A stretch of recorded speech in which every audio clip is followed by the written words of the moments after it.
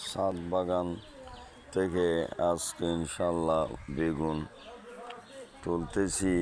নতুন ছাদের বাগান থেকে বেগুন তোলা হচ্ছে। বিসমিল্লাহির রহমানির রহিম।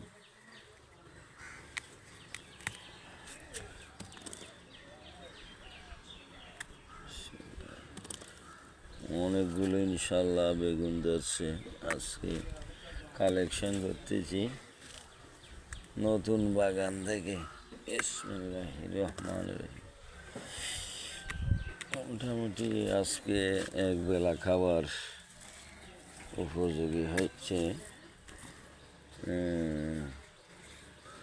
ছাদ বাগানে।